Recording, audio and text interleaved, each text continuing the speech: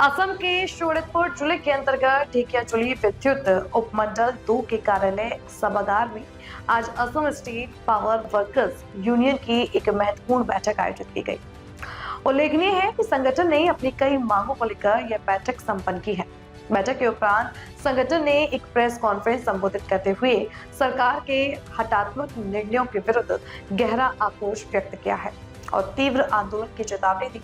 इस बैठक में Assam state power workers union के केंद्रीय सामान्य सचिव अमित कर, केंद्रीय उपाध्यक्ष प्रदीप हजारिका, केंद्रीय संगठन सचिव त्रिनयन नाथ, केंद्रीय कार्यकारिणी सदस्य दिगंत कलिता, केंद्रीय कार्यकारिणी सदस्य एवं ढेकियाजुली शाखा सचिव रंजू दत्ता, तेजपुर मंडल सचिव विटुमोनी डेका, विश्वनाथ शाखा अध्यक्ष कुमुद दास, ढेकियाजुली शाखा अध्यक्ष अजीत वसुमतारी सहित अन्य पदाधिकारी और सदस्य उपस्थित थे।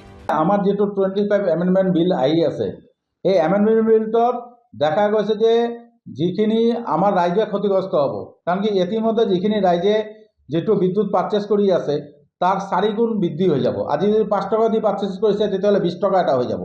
তো গতিকে আমি এই কেন্দ্ৰীয় চৰকাৰক আহ্বান জনাইছো এই 2025 এমেন্ডমেন্ট বিলটো বাতিল কৰিব লাগিব আৰু অসমৰ জেনাৰেশন সেক্টৰটো যাতে স্বনিৰ্ভৰশীল কৰি তোলে এই কাৰণে ৰাজ্য চৰকাৰক আহ্বান জনাইছো।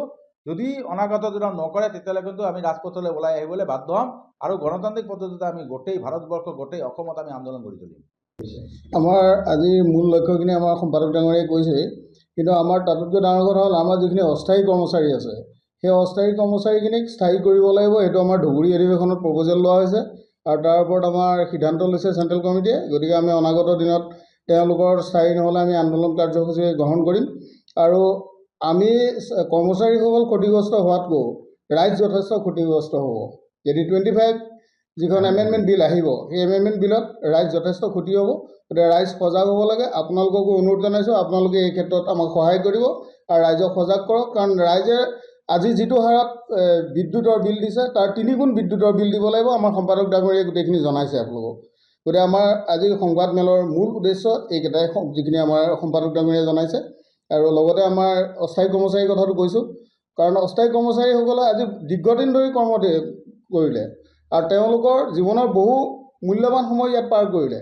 গতিকে আজি তেওঁলোকে বেলেগ ক'তো যোৱাৰ সময় নাই।